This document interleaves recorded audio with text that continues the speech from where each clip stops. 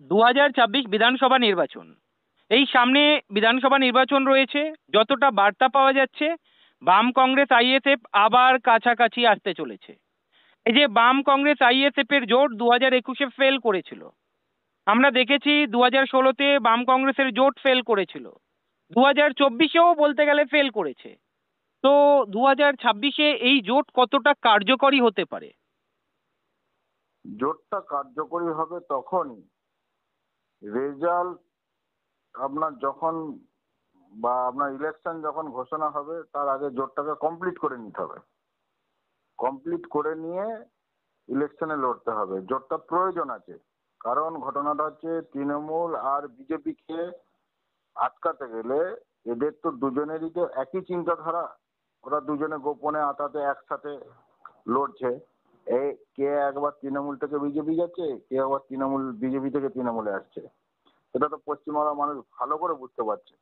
এবং সেই জায়গাটায় এদেরকে আটকাতে গেলে এই জোটটা দরকার আছে। বিজেপি বিরোধী তৃণমূল বিরোধী শক্তিগুলোকে সব এক ছাতার তলায় নিয়ে এসে আন্দোলনটাকে তীব্র করে সব জায়গায় যার যেখানে শক্তি আছে সেখানে দিয়ে আটকিয়ে জোটটাকে তৈরি করে ইলেকশনটা করার দরকার আছে। কারণ একটা লাঠি যতটা শক্তি হবে, সেই লাঠির সাথে আরো দুটো তিনটে লাঠি একসাথে বেঁধে তার তো শক্তি একটা আলাদা হবে না, চারটে লাঠিকে এক কাছে করলে।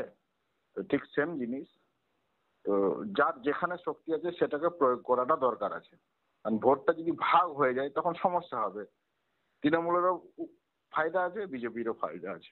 তো ফায়দাটা যাতে না হয় তৃণমূল বিজেপির, সেই জায়গাটা চিন্তা ভাবনাটা করতে হবে উচ্চতর নেতৃত্বের।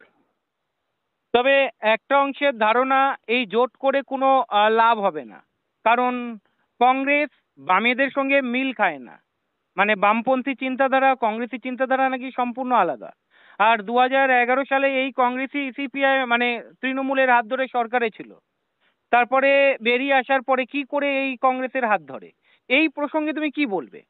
মতাদর্শ আলাদা থাকতেই পারে, কিন্তু স্বৈরাচারী সরকারকে সরাতে গেলে চিন্তাধারাটা একটু চেঞ্জ করতে হবে, নিজেদেরকে আপডেট করতে হবে। কারণ বামফ্রন্ট সরকারকে সরানোর জন্য তৃণমূল কংগ্রেস জোট করেছিল। সেই তৃণমূল তো আবার কংগ্রেসকে ল্যাং মেরে বিজেপিকে ধরেছিল। বিজেপির সাথে গোপন আঁতাত ছিল, 98 সালে জোট ছিল। তৃণমূলও তো করেছে। কিন্তু ঘটনাটা হচ্ছে, আমি সেটা কথা নাই, কংগ্রেস যদি প্রকৃত মনে করে তৃণমূলকে সরাতে হবে, বিজেপিকে সরাতে হবে, তাহলে জোটটার একটা প্রয়োজন আছে। আচ্ছা, আমরা তো অনেক সময় দেখেছি বাম কংগ্রেসের জোট হলে কিছু বাম সমর্থক এমন রয়েছে যারা কংগ্রেসকে ভোট দেয় না, কংগ্রেসি সমর্থকরা বামেদের ভোট দেয় না। এক্ষেত্রে বারবার কিন্তু হেরেছে এই কারণেই, কারণ এই বাম সমর্থক কংগ্রেস সমর্থকরা এই জোটের বিপক্ষে, এবং এরা কোথাও না কোথাও ঘর শত্রু হিসাবে কাজ করেছে, এবং ভোটের সময় ভোটটা যে দলকে দেওয়ার কথা সেই দলকে না দিয়ে অন্য দলকে দিয়ে অন্য দলকে জিতিয়ে দিয়েছে। এই সমস্যাটা কিভাবে মেটানো যায় বলে মনে হয়? না না, এটা খুব একটা ম্যাটার নয়। এটা ঘটনাটা হচ্ছে, ইলেকশন কমিশন যখন ঘোষণা করে দেয় তখন জোটটা কমপ্লিট হয় না। কিছু কিছু ক্ষেত্রে দেখা গেছে, বিগত জীবনে দেখা গেছে, বিগত ইলেকশনে দেখা গেছে। তো জোটটা যদি পুরোটাই কমপ্লিট হয়, আমার ম্যাপটা, সেই ম্যাপ অনুযায়ী মানুষ তো চিন্তাধারা নেবে, লিডাররা চিন্তা ভাবনা নেবে, আপনার কর্মীরা চিন্তা ভাবনা নেবে, সাধারণ মানুষের কাছে বার্তাটা পৌঁছে দেবে। ঠিক আছে, এবার ঘটনাটা হচ্ছে ইলেকশন সব ঠিক হয়, কিন্তু এক জায়গায় এখানে যে আমার মনে হয়, আমার ব্যক্তিগত মত, গন্ডগোলটা পেকে যায়। বুথে যা ভোট হয়, বুথে যা মানুষ আপনার ইভিএম এ যা প্রয়োগ করে, তার প্রতিফলন কিন্তু কাউন্টিং এ যে অন্যরকম হয়। ঠিক আছে, এই এই ব্যাপারটাকে, চিন্তাধারাটাকে ঠিক নিতে হবে। ইভিএম এর একটা কিছু ব্যাপার আছে, যে যাই বলুক, কারণ আমার এটা ব্যক্তিগত মত। এক জায়গায় ভোট হচ্ছে, আবার এক জায়গায় যে মেশিন রয়েছে সেখানে যে কাউন্টিং হচ্ছে, সেখানের কাউন্টিংটা কি হবে না হবে, কি করবে না করবে, এগুলো একটা ব্যাপার আছে। কারণ ঘটনাটা হচ্ছে, দেখুন না আপনি, অনুব্রত মণ্ডল একটা আইসি কে অকথ্য ভাষায় গালাগালি করলো, চুপচাপ বসে রইলো, কিসের ভয়, কিসের জন্য? সারা পশ্চিমবাংলার পুলিশ প্রশাসন চুপ করে বসে রইলো। দিয়ে সেই পুলিশ প্রশাসনের উপর ভরসা করে কি মনে হয় যে আপনার 26-এ ইলেকশনটা কি ভালোভাবে পুলিশ প্রশাসন করাবে? আপনার কি মনে হয়? অসভ্য গালিগালাজ হজম করতে পারলো, সেই পুলিশ প্রশাসন কি আপনার ইলেকশনটা কাউন্টিংটা ভালো করবে আপনার মনে হয়? বিজেপি কেমন রেজাল্ট করতে পারে 2026-এ? আর বিজেপির কি আছে? বিজেপির কয়েকটা বক্তব্য থেকে যদি ওরা সরে যায়, ওই বক্তব্য যদি না দেয়, বিজেপির কিচ্ছু নেই। বিজেপি তো প্রথম কথা হবে হিন্দু মুসলমান বাংলাদেশ পাকিস্তান এইসব বক্তব্য ছাড়া ওদের কি আছে? আছে কি? কিচ্ছু নেই ওদের। নতুন করে যে বলবে, নতুন কথা বলবে, মানুষের ইস্যুগুলো তুলে ধরবে, মানুষ কি চাইছে, মানুষ কোন যন্ত্রণায় ভুগছে, বিজেপির সেই জায়গাটায় কোনো রকম আছে কিছু? আপনি কোনো একটা নেতার নাম বলুন বা কোনো একটা নেতাকে বলুন যে বিজেপি এই বক্তব্য সাধারণ মানুষের তুলে ধরেছে, এই মানুষের যন্ত্রণা তুলে ধরেছে। সুকান্ত মজুমদার বলুন, এখন আবার হালি নেতা শুভেন্দু অধিকারী, তার কথা বলুন, হ্যাঁ, দিলীপ ঘোষের কথা বলুন, দেশের প্রধানমন্ত্রী নরেন্দ্র মোদী তার কথাও ধরুন। ওই হিন্দু মুসলমান এই পাকিস্তান বাংলাদেশ আফগানিস্তান এ ছাড়া আর অন্য কোনো কথা নেই। মানুষকে বিভ্রান্ত করে মারছে।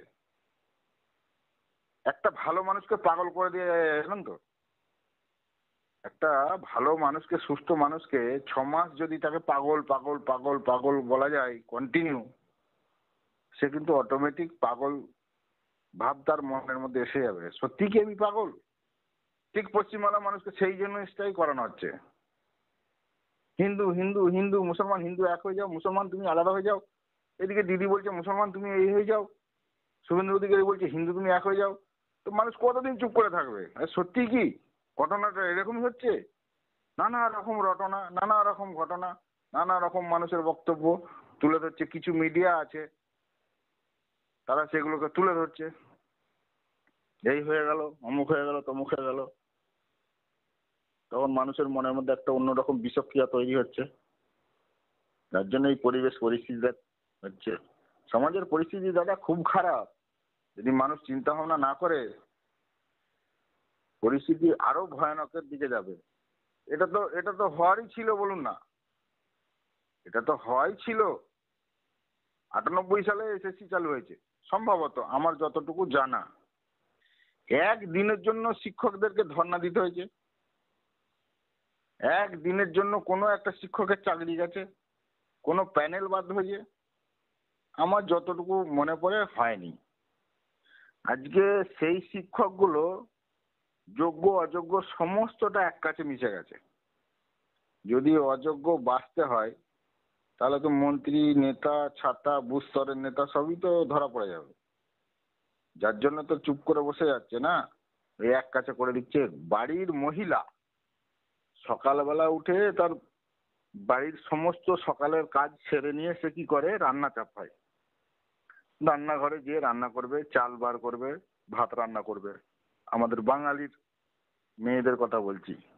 চালের মধ্যে যদি কালো কোনো এক অংশ যদি থাকে বা কাঁকড় থাকে কালো বা সাদা, তারা ওই জিনিসটাকে আস্তে আস্তে করে বেছে চাল আলাদা কাঁকড় আলাদা করে ফেলে।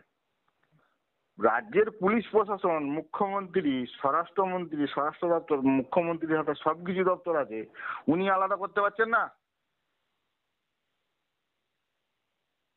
এটা মেনে নেওয়া যায়? করলে তো সর্বনাশ হয়ে যাবে। দে তবে পুরো প্যানেলটাই বাদ করে দেয়। আর সেই শিক্ষকগুলো কাউন্টিং করেছে, সেই শিক্ষক একটা মানুষ চিন্তা ভাবনা করেছিল যে বিগত জীবনে 34 বছর মানুষের একটা অ্যালার্জি এসে গেছিল শরীরে। একই সরকার দেখছে বারবার করে, একটা পরিবর্তনের দরকার ছিল।